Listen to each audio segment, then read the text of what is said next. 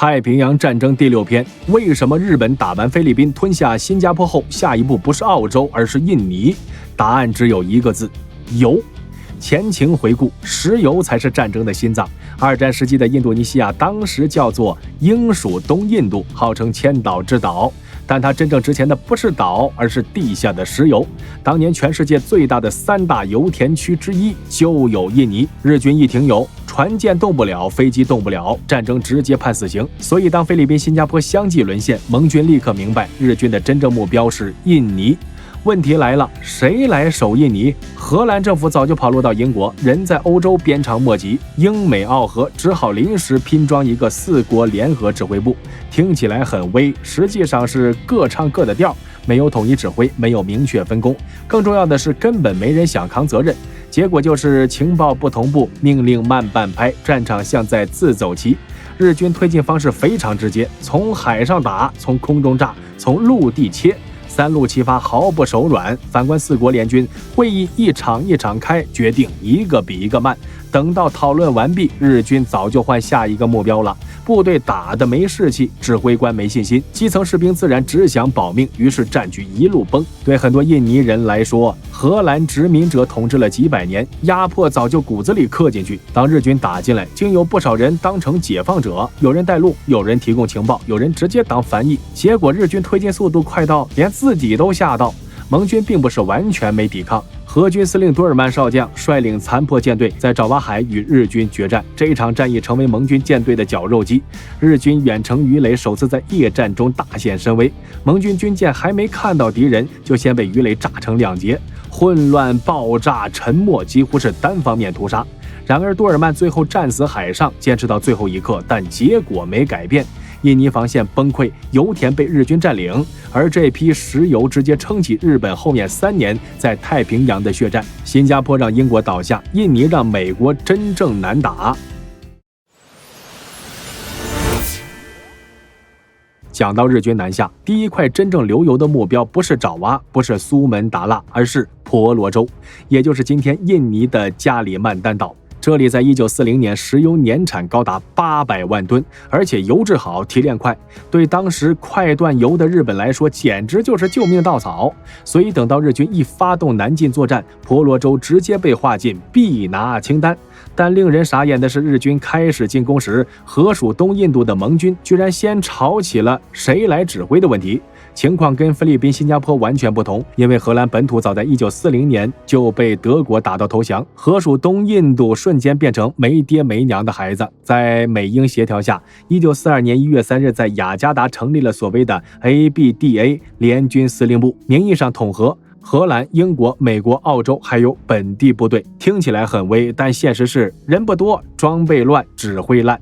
陆军加起来才9万多人，其中70%以上是荷军和本地士兵。舰艇146艘，飞机约300架，乍听不少，但分散在整个群岛之后，每一处其实都很薄。远东盟军总司令是英国名将维维尔上将，问题是他完全没整合成功，各国将领只听自己国家的命令。最致命的是，他照搬英军体系，硬把海军、空军拆开指挥，结果作战时军舰打军舰，飞机打飞机，完全不配合，等于在战场上自动断手断脚。再来看日军，负责进攻荷属东印度的是日本陆军第16军，组成部队是第2师团、第38师团、第48师团，指挥官是金村军中将，海空力量也全到位。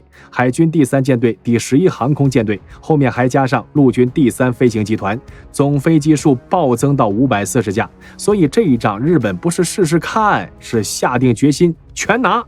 1942年1月12日，日本正式对荷兰宣战。同一天，第16军先头部队坂口支队登陆，目标婆罗洲油城达拉根。但别以为顺风顺水，日军一上岸被丛林卡住，工兵步兵在湿热森林里寸步难行。这时出现了改变命运的人，一名在当地生活多年的日侨主动出来，我带路，带着日军走小路，绕过防线，直插后方。隔天，达拉根沦陷，油田和炼田厂落入日军之手。婆罗洲刚到手，坂田支队连休息都没得休息。他们很清楚，油田比阵地还要重要。如果让盟军抢先炸掉设备，日军就算占了地，也等于白忙一场。1942年1月21日，坂田支队又强行登陆，目标八里八坂。但这一次，他们不是偷偷摸摸来，一艘荷军潜艇抓到日军船队，马上通知盟军。很快，4艘美军驱逐舰杀到，夜色之中炮火全开，短短几小时，日军3艘运输船、1艘巡逻艇被击沉，上千名日军丧生。这是盟军在印尼战区少数几次打得漂亮的战斗，但很可惜，胜仗打了，油没保住，日军还是占领了八里八坂，掌握油田。第二个目标，苏门答腊岛的巨港。为了打到盟军完全来不及反应，日军动用一支新兵种空降兵。这支部队成立还不到2年，实战经验几乎零，却被派来执行超高风险任务。1942年2月14日清晨，70架日军飞机把430名伞兵送上高空，他们的目标巨港机场与炼油厂。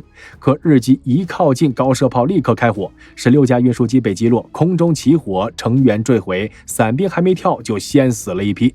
很多人才刚出机舱就被风吹走，有人挂在树上，有人掉进沼泽，动弹不得，只能等死。更惨的是，武器箱全都飘散各处，机枪、弹药、无线电根本凑不齐。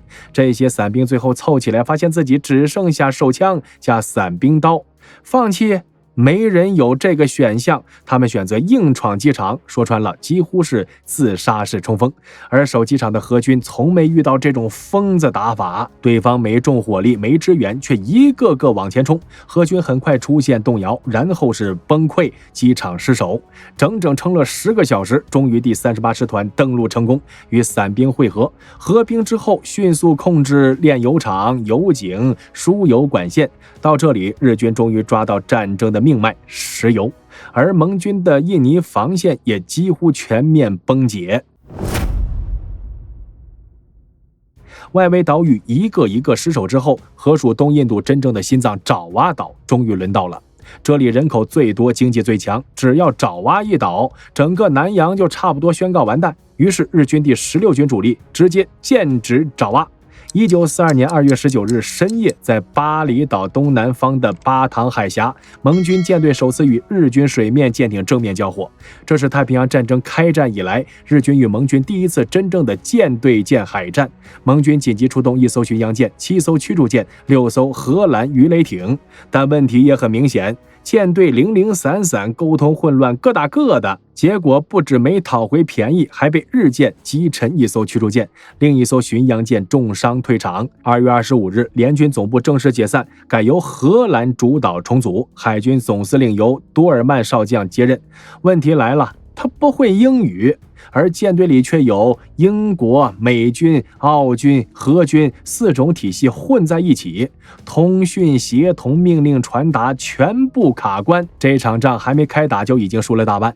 2月27日下午，荷兰侦察机发现一支日军运输舰队正朝爪哇逼近，多尔曼马上下令合围迎战，出动包括特鲁伊特号、爪哇号、艾克塞特号、休斯顿号、博斯号9艘驱逐舰，组成临时舰队，从泗水港出发拦截。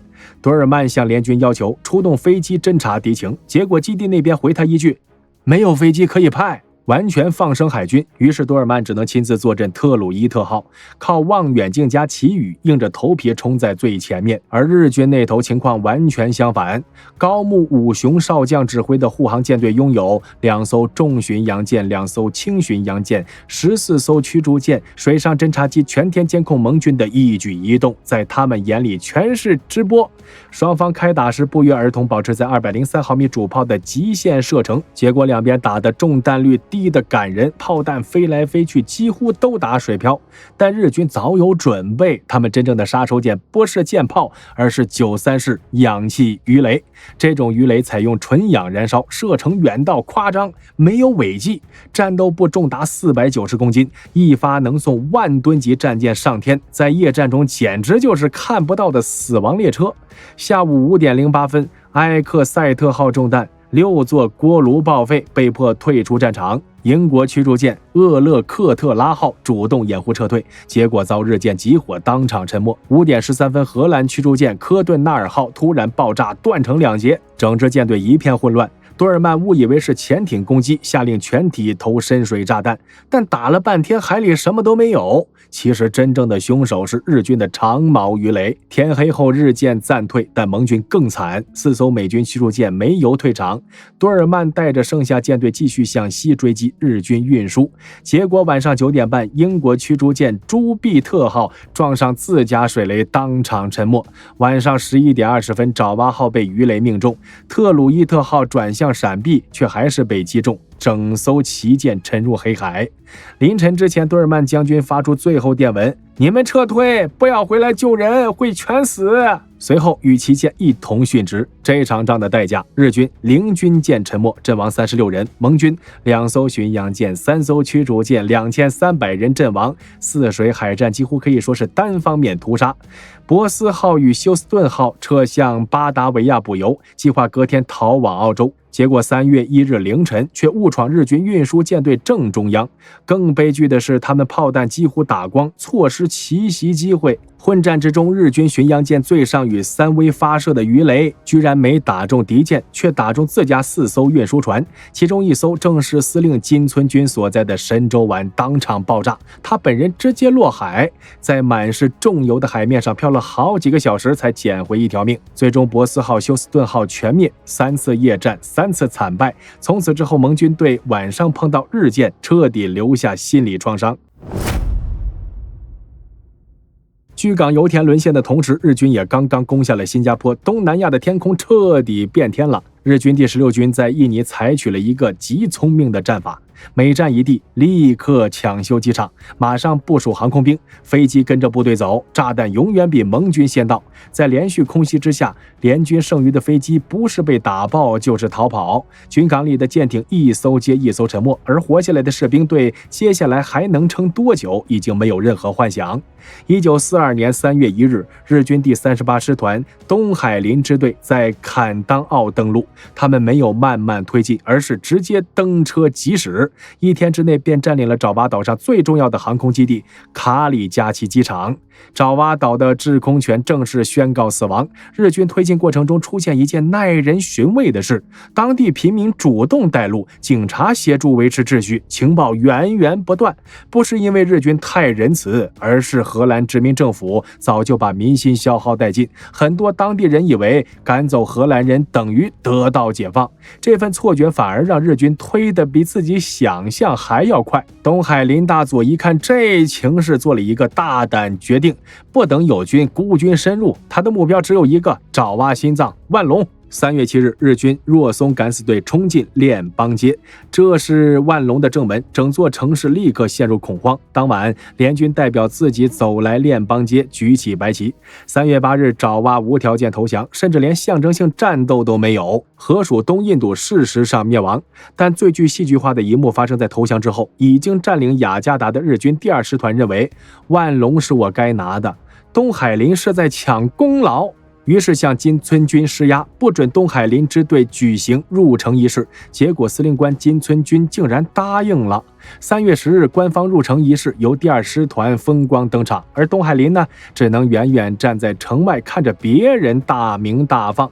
现实有时比小说还讽刺，赢下整座城市的人却没有资格走进城。到了3月15日，荷属东印度其余地区部队解散，武器上缴，抵抗结束，整个印尼全面沦陷。很多当地人原本以为日军是来解放我们的，结果很快发现日军要的不只是石油，还有橡胶，还有粮食，还有劳动力。所谓解放不过是换一副枷锁，而且更重、更痛、更残酷。接下来的4年才是真正的地狱。下集预告：当日军横扫东南亚殖民地时，南半球的一块大陆澳大利亚第一次感受到战争已经贴脸了。日军闪电战攻下新不列颠岛，将首府拉巴尔改造成空军基地、海军要塞、南太平洋跳板、澳洲北方门户，形同不设防。舰载机呼啸南下，炸弹狠狠砸在达尔文港。澳洲人第一次意识到，原来日本真的打得到这里。亡国灭种的恐惧开始在这块大陆上蔓延。曾经信奉大英帝国的澳洲却发现，英国把主力扣在北非，对澳洲的求救听不见。这个时候出现一个人，改变了澳洲的命运。麦克阿瑟，我会留下来，我们会反击。从此以后，澳洲的世界观彻底翻转。后来的所罗门群岛血战、新几内亚反攻、中太平洋跳岛都证明一件事：没有澳大利亚，美军撑不起这场反攻。下一集，澳大利亚的生死抉择。